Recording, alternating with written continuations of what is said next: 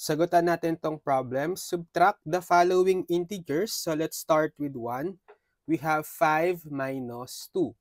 So how do we subtract integers or signed numbers? So yung rule ay, kopyahin muna natin yung first number or the minuend, then change the operation minus to addition. So gawin natin plus, and then change the sign of the subtrahend or yung second number to its opposite. So itong 2, may invisible sign niya na positive, right? So gagawin yung opposite. So opposite ng positive, negative. So gawin niyo siyang negative 2. And then, follow the addition rule. So meron na akong previous video about addition of integers. So kung hindi nyo pa napapanood, link ko na lang sa description para ma-check nyo rin. So paano ba ulit mag-add ng integers? So dito sa problem natin, magkaiba ng sign. Isang positive 5 tsaka isang negative 2. So positive at negative, unlike signs. So ang gagawin is, isusubtract natin yung absolute value ng mas malaki, which is yung positive 5. Pag sinabing absolute value, disregard the sign. So absolute value ng positive 5, 5 lang. Then minus absolute value ng mas maliit, yung negative 2. Absolute value niya, disregarding the sign, 2. Then 5 minus 2, we have 3. Tapos sa final answer, susundin natin yung sign ng may mas mataas na absolute value. Diba yung positive 5 yon? So yung sign niya is positive, that's why yung final answer should be positive 3. Or 3 na lang.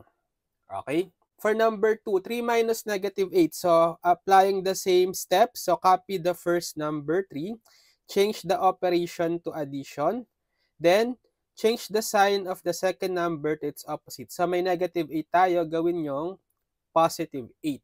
Okay? Naging 3 plus 8 na. So this time meron tayong same sign, right? Parehong positive.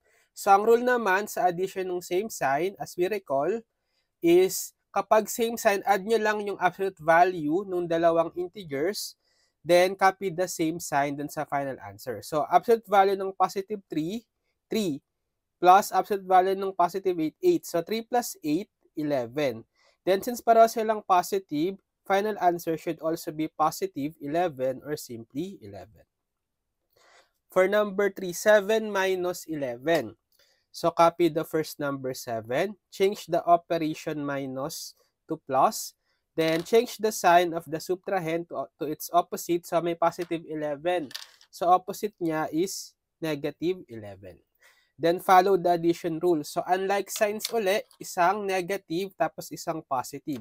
So subtract yung absolute value ng mas malaki, 11, minus absolute value ng mas maliit, 7. So 11 minus 7, 4. And then copy the sign yung may mas mataas na absolute value, yung negative 11. So since negative siya, the final answer should be negative 4. Next, for number 4, negative 10 minus 4. So copy the first number, negative 10. Change minus to plus. Then, opposite sign ng 4, ito ay positive 4, right? So gawing negative 4. So addition of like signs uli, parehong negative naman. So same rule sa number 2, add natin yung absolute value nung negative 10 tsaka negative 4. So bale 10 plus 4, 14. Then copy the same sign which is negative. So the final answer is negative 14. For number 5, negative 6, copy. Change minus to plus. Change negative 1 to its opposite sa magiging positive 1. So bale, negative 6 plus positive 1. Unlike signs. So subtract yung absolute value ng mas malaki, negative 6. So absolute value is 6. Minus absolute value ng positive 1, 1. So 6 minus 1, that will be 5. Then, since mas mataas ang absolute value ng negative 6, the final answer should be negative 5. Next, negative 9 minus negative 12. So copy the first number, negative 9. Change minus to plus. Then change negative 12 to its opposite sign, magiging positive 12. Okay? So negative 9 plus positive 12, unlike signs ulit. So subtract yung mas malaking absolute value, 12, minus yung maliit na absolute value. So 9. So 12 minus 9, that will be 3. Then, since mas mataas ang absolute value ng positive 12, yung final answer should also be the same sign sa positive 12, positive 3, or simply 3.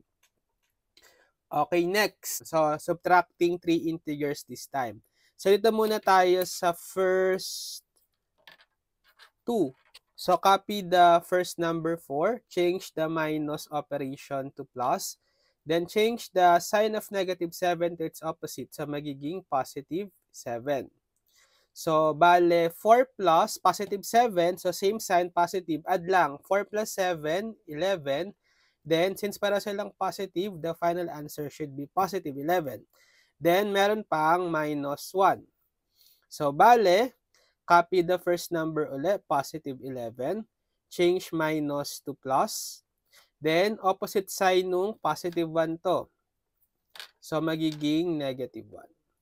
So, unlike signs, so, absolute value ng mas malaki, 11, minus absolute value ng mas maliit na negative 1, absolute value is 1. So, 11 minus 1, 10.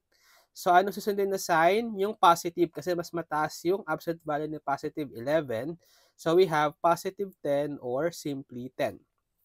Okay, or pwede nyo gawin dito, convert nyo muna lahat into addition. So, di ba, pwede siyang 4 plus, yung negative 7 gawin yung positive 7, opposite sign. Tapos, yung minus ulit gawing plus, yung 1, positive sign siya, di ba? Gawin yung opposite, gawin yung negative 1. Tapos, puro addition na siya, so pwede nyo munang i-combine yung mga parehong positive and parehong negative. So, parehong positive muna, 4 plus 7, 11, positive. Then, plus, yung negative 1, wala na siyang same sign, so copy na lang. Then, applying rule for addition, unlike signs, so positive 11 minus 1, so, subtract 11 minus 1, 10. Then, copy the sign nung mas mataas na absolute value, positive 11. So, positive 10 nga, or simply 10. Sige, gawin natin yan sa 8. So, convert natin lahat nung minus operation to plus. So, bali, negative 5, yung minus gawing plus. So, itong 6, positive 6 yan, right? Gawin yung opposite, magiging negative 6. Tapos yung minus na operation ulit, gawing plus.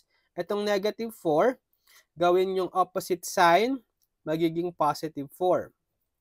Tapos minus operation, gawing plus. Opposite sign ng negative 3, positive 3. So, puro plus na yung operation. Combine natin yung mga same signs muna. So, sa mga negative, may negative 5 plus negative 6. Bale, 5 plus 6, 11. Then, copy their same sign negative. So, we have negative 11. Plus, yung same sign naman na positive. So, positive 4 plus positive 3, positive 7. Okay? So, ngayon, i-add natin tong negative 11 plus positive 7. So, unlike sign. So, yung absolute value ng negative 11, 11, minus absolute value nung mas maliit, positive 7, absolute value is 7. So, 11 minus 7, 4.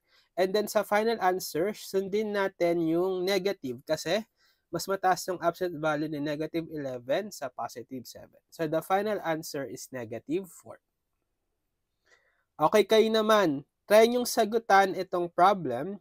Negative 11 minus negative 7 minus 6 minus negative 9 minus 1, and just comment your answers.